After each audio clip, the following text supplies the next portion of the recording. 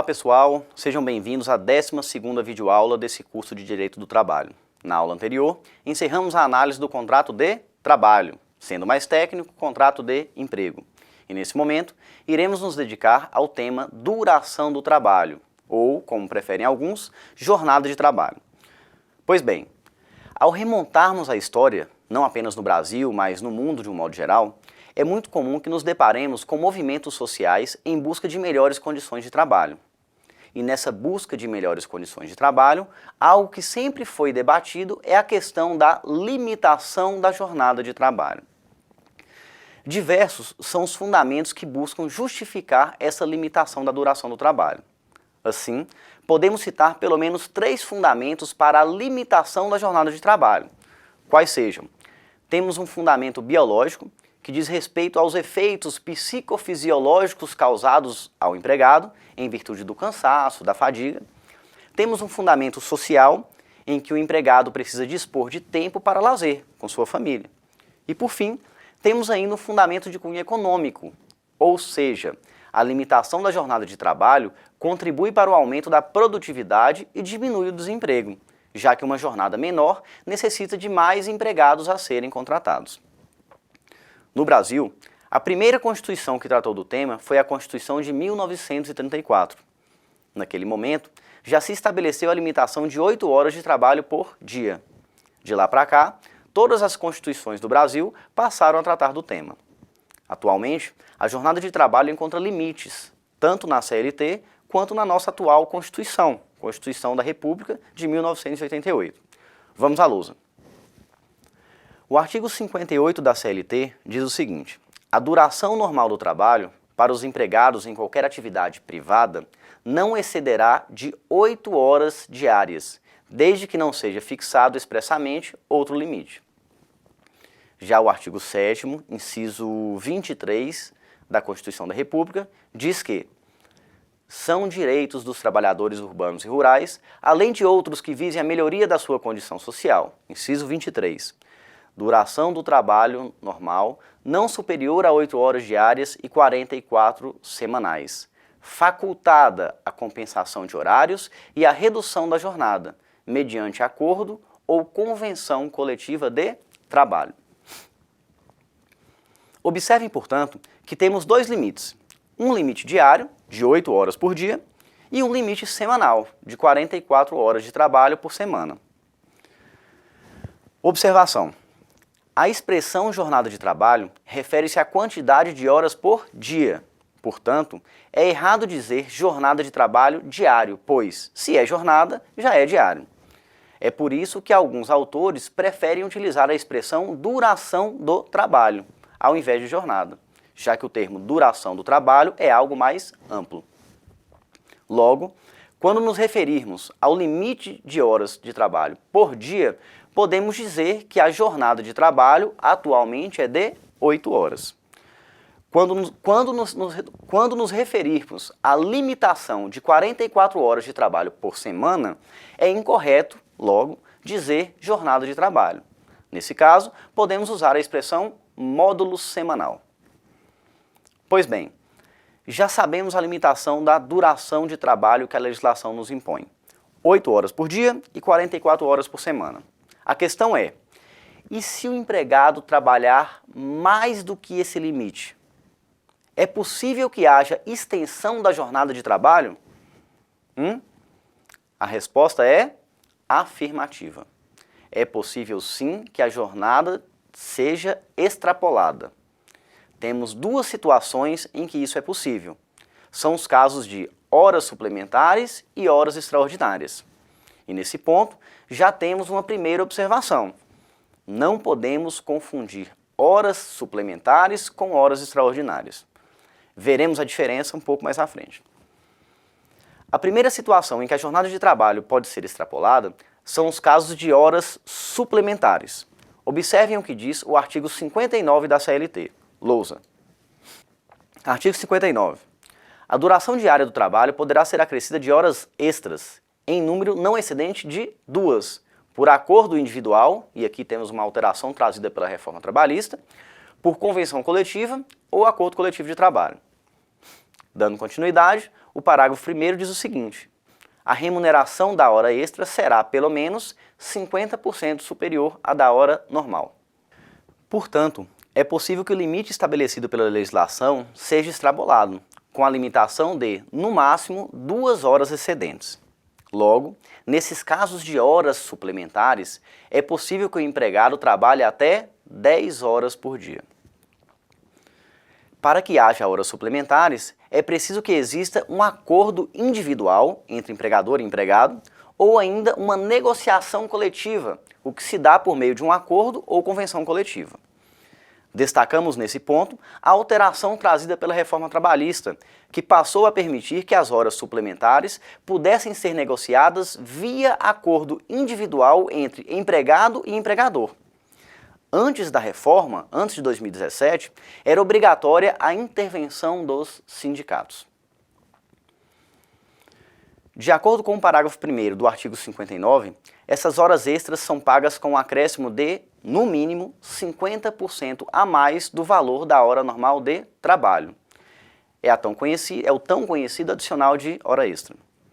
Observe ainda que é possível que o valor de hora extra tenha um acréscimo maior do que 50%, desde que isso seja acordado entre as partes, que haja previsão em negociação coletiva ou ainda que a legislação específica, no caso, tenha previsão mais vantajosa.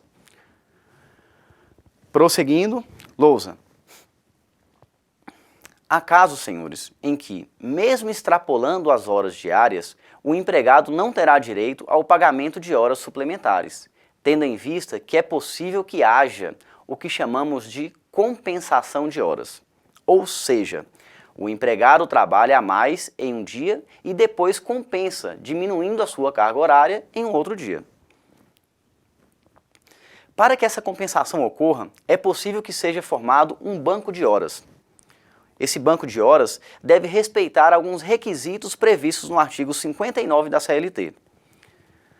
Quanto ao banco de horas, a grande novidade trazida pela reforma trabalhista é que passou a ser possível acordar individualmente esse banco de horas, ou seja, é possível que empregado e empregador acordem a forma de compensação do banco de horas, né? Antes da reforma, o banco de horas exigia também a intervenção obrigatória dos sindicatos. Portanto, atualmente, o banco de horas pode ser firmado por negociação coletiva, acordo coletivo ou convenção coletiva, e também pode ser firmado por acordo individual entre empregado e empregador. A questão é que temos algumas limitações... Pode voltar?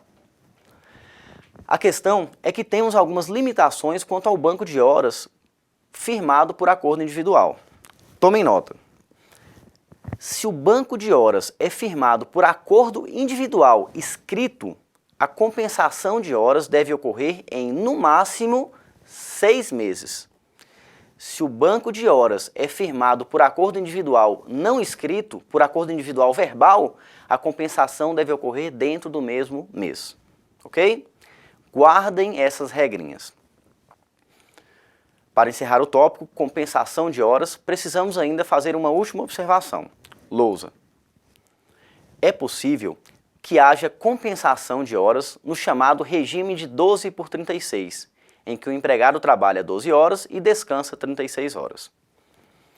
O regime de trabalho 12 por 36 pode ser firmado por negociação coletiva ou por meio de acordo individual escrito. O acordo individual escrito também é novidade da reforma trabalhista. Anteriormente da reforma, antes da reforma, somente era possível por meio da intervenção dos sindicatos. Outra questão trazida pela reforma trabalhista e que impacta diretamente no trabalho do empregado é o seguinte, tomem nota. Como o empregado terá folga durante a semana, ele não terá direito ao descanso semanal remunerado, ao descanso em feriados e tampouco à prorrogação do trabalho noturno. Assim, quando o empregado trabalhar no domingo ou feriado, ele não terá direito a receber nada a mais por isso. Recapitulando, nós dissemos que a jornada de trabalho pode ultrapassar o limite previsto pela legislação em 2 situações. Nos casos de horas suplementares, que acabamos de estudar, e também nos casos de horas extraordinárias, que é o que vamos analisar a partir de agora. Vamos à lousa. Conforme falamos anteriormente, a hora suplementar não se confunde com hora extraordinária, que está prevista no artigo 61 da CLT. Vejamos. Ocorrendo necessidade imperiosa, poderá a duração do trabalho exceder do limite legal ou convencionado, seja para fazer face a motivo de força maior, seja para atender à realização ou conclusão de serviços inadiáveis, ou cuja inexecução possa acarretar prejuízo manifesto.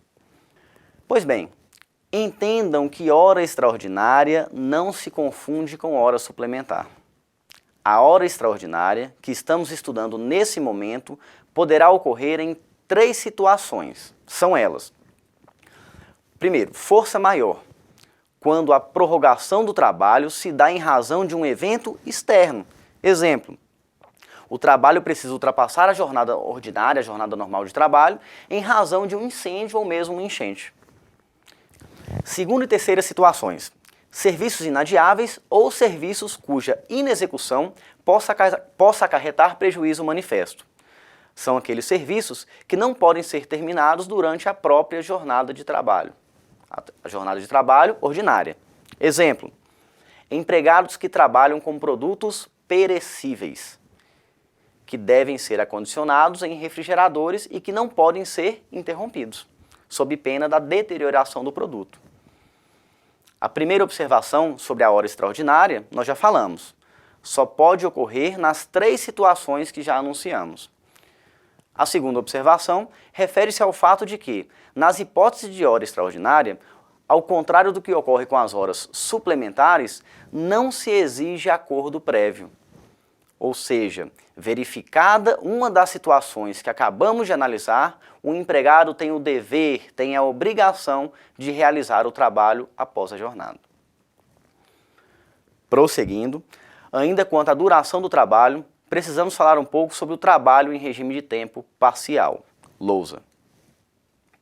No Brasil, pelo menos até o momento, a legislação não estipula uma quantidade mínima de horas para serem trabalhadas.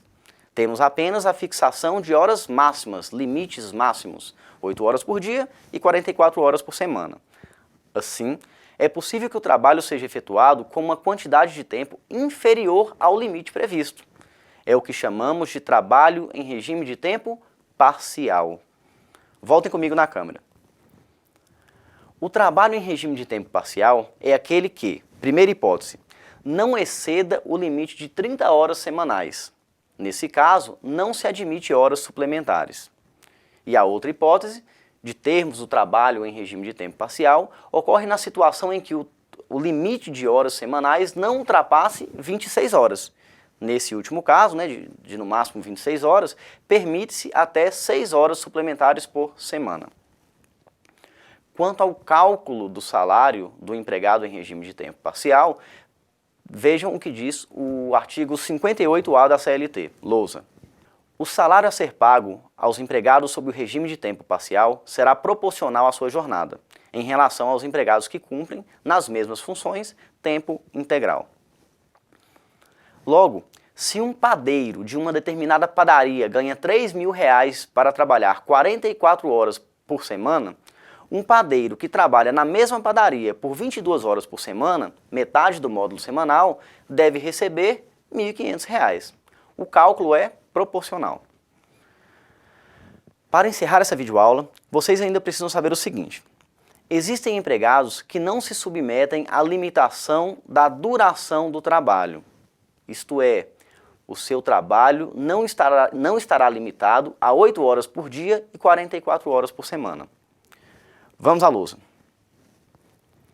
Não são abrangidos pelo regime de limitação da duração do trabalho. A. O empregado externo, previsão no artigo 61, inciso 1 da CLT. B. Exercente de cargo de gestão, previsão no artigo 61, inciso 2, também da CLT. E por fim, letra C, o empregado em regime de teletrabalho, artigo 61, inciso 3, também da CLT. Essas 3 figuras não estão reguladas pelo regime normal de duração do trabalho. Vamos analisar cada uma dessas hipóteses. Primeira hipótese, empregado externo, que é aquele que exerce atividade externa incompatível com a fixação do horário de trabalho. O serviço é realizado longe dos olhos do empregador, que não tem como determinar o período exato em que a atividade está sendo prestada. Exemplo, vendedores viajantes. Segunda hipótese de emprego, que não submete à limitação da jornada de trabalho. Temos o exercente de cargo de gestão, que é aquele que exerce cargo de gestão, né, como um gerente de determinado empreendimento. Para que o empregado que exerça cargo de gestão não esteja subordinado à limitação da jornada de trabalho, ele deve ter um acréscimo salarial igual ou superior a 40% do seu salário efetivo. Nessa situação de exercente de cargo de gestão, temos uma peculiaridade, essa peculiaridade que acabamos de falar. Para que a sua jornada de trabalho não esteja limitada a 8 horas por dia e 44 horas por semana, ele deve ter um acréscimo salarial de pelo menos 40% do seu salário efetivo. Por fim, temos ainda o empregado em regime de teletrabalho. Nesse caso, o trabalho realizado à distância também não sofre as limitações de duração de trabalho que estamos a estudar.